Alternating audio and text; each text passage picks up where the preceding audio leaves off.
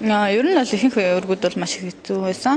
Одоо яг хүчтэй өрсөлдөгч гэдэг. Ер нь бүх өрсөлдөгчдөг бол яг би энэ басахгүйгээр сайн тоглох хэрэгтэй ялангуяа. Би болохоор эхнийхээ өргүүдийг жоохон одоо нэг тийм сайнгүй эхэлсэн. Эхнийхээ өргийг жоохон чансаа муутай хүнтэйгээ тэнцээ дараагийнхаа өргөөр хожигдоод тэгээ сүүлийнхаа 7 өргийг бол гайгүй хийгээд тэгээд мөнгө медаль авах болцыг бол хангаж чадсан. Сүүлийн яг өрг хамгийн сүүлийн өрг 90 Василевич гээд Орсын их мастартай тоглосон өрг бол маш хэцүү өрг байсан. Яагаад гэвэл би хараас тоглосон. Василевич яг биднээс хагас оноор илүү төрүүлж явж байсан. Ер нь бол тэнцэхэд л төрүүлэхээр тэг яг тоглолтын өмнө гэсэн надад тэнцүү гэж санал болгоод. Гэтэ би бол тэнцэхэд надад ямар ч юу шагнал ямар ч медаль авах боломжгүй байсан болохоор би үгүй тоглоно гэд. Тэгээд яг хараас тоглож исэн. Тэгээд ер нь бол их хэцүү. Тэгээ сүлд нь явсаар агаад хожсон.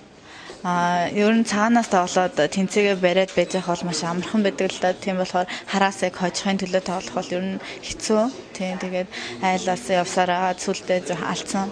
Тэрнээс биш айл алдахгүй байсан бол бараг ер нь тэнцээ болох шахав байдсан. Манай баг тамирчид ер нь бүгдээ гайгүй сайн тоглосон. Ялангуяа Бачимыг бол ихнийхээ гараанаас эхлээд төрүүлж явж байсан хүмүүсийн тоонд бол дандаа орж явж байсан. Сүүлийн хэдэн өргийг муу тоглоод эхний байруудад орж чадаагүй. Магадгүй жоохон ядарсан байж магадгүй. Яагаад гэвэл бид нар өдөр болгон 2 өр тоглодог байсан. Тэгээд замдаа миний биднээс байрлаж байсан газраас бол маш хол газар. Тэгээд замдаа нэг талдаа цаг явдаг, тийм автобусаар явдаг байсан. Тэгээд өдөрт 2 удаа ингээд ер нь бол 90 ингээд явдуулах их ядардаг. Тэгээд эрэгтэйчүүд маань ч гэсэн ер нь гайгүй сайн тоглоод биднэрт багийн бас медаль авах боломж байсан. Тэгээд харамслаа тэрийг авч чадаагүй жоохон алдсан. Гэхдээ дараагийн тэмцээнд байгаа ялангуяа Казан 2013 онд болох ч байгаа. Тэрэнд бол манай баг тамирчид улам их сайн тоглоно ах гэж бодож байна. Яагаад бид нар ч гэсэн оюутны дэлхийн аврагт бол угаасаа бид нар сайн тоглож байсан. Урд жил бид нар хуваараа бас багаараа алтан медаль авч байсан. Тэрний өмнөх жилүүд гэсэн бид нар багаараа хүрэл медаль авч байсан. Тийм болохоор ер нь бол боломж байгаа гэж бодож байгаа.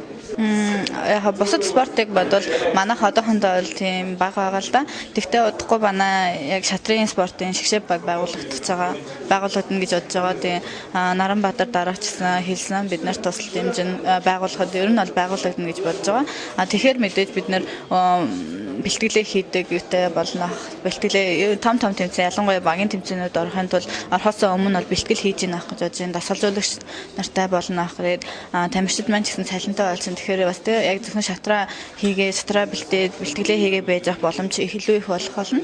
Тэгэхээр манай хугаас шатраар бол ер нь бол их гайгүй амжилтууд гараад байна шүү дээ. Тэг яг олон их дэмжээд явчих юм бол илүү их улам амжилттай болно ах гэж би бодож байна. Тэгээ аав наваг яг 5 настай хахад шатар зааж өгвөл тэгэл тэрнээс хойш дандаа л цуг боддог. Тэмцээн уралдаанд бол ер нь ихтэй дандаа цуг явдаг. Ойрын хэдэн жилүүдэд болохоор яг бүх тэмцээнд явах боломж арай байхгүй. Тэгээд яг ингээд том тэмцээн яг тийм одоо юу гэх юм илүү тийм чухал тэмцээнд бол ер нь дагаж явдаг, боломжоор дагаж явдаг. Тэгээд цуг явна гэдэг чинь мэдээж миний сэтгэл зүйн хувьд ч надаа миний дотны хүн тийм аав минь цуг явж байхад надаа маш их хэрэгтэй. Тэгээд бас тэгээд шатрын хувьд ч надаа их бэлтгэл сургалтын маань их илүү хөнгөвчлж өгөөд их тусалцаа болдог. Би одоо 5 наснаас л хойш шатрыг тоглож байгаа. Тэгээд шатар бол миний нэг амьдралын сасгүй хэсэг болсон. Тэгээд миний мэргэжил ч гэсэн өөрөө нийгмийн сургууль хүмүүжүүлэх шатрын дасгалжуулах шатрын ажил зохион байгуулагч гээд ойрын яг бид төгсөөд хурж ирчээд ер нь тэмцээнүүд их байгаа бэлтгэл сургууль гээд ажил нэг байгаагүй байгаа. Тэгтээ дараа удахгүй мэдээж яг нийгэмдээ тустай их юм хий гэж бодож байгаа. Хүүхдүүдэд шатар заа. Би бол өөрөө шатарчин л хүн те хүүхдүүдэд шатар заана л гэсэн утгаас өөр нэг юм байхгүй тийм. Тэгээд Наранбаатар ах жүдөгийн Наранбаатар Цагаанбаатар ах Бадруу эднэрээ лекц уншдаг хүүхдүүдэд те. Ер нь тийм хүүхдүүд бас байж болох юм хүүхдүүд одоо өсвөр насны жоохон хүүхдүүдэд те ер нь яаж яах вэ? Яаж одоо хичээллүүл амжилтын төлөө яах вэ те. Заавал бүх хүүхд спортлоо орохгүй ч гэсэн те зүгээр жоохон спортоор хичээлэх юм аашгүй зүгээр биднэрээс жишээ авах юм уу те. Яг ингэж хөдөлмөрлөөд яавал амжилтанд хүрдэм байх гэдэг бүгдээрээ спортчин болохгүй ч гэсэн те. Тэр чинь бас амьдралд нь нас тус олно ах гэж бодож байна. Спортын хүмүүсд чинь болохоор ер нь ихэнхдээ бүгдээрээ ямар дэглэм цайтай байдаг шүү дээ те. Яг ингээд бэлтгэл сургуульд гээд тэмцээний үеэр чинь дэглэмтэй л байж мэдээж гайгүй амжилт гаргадаг.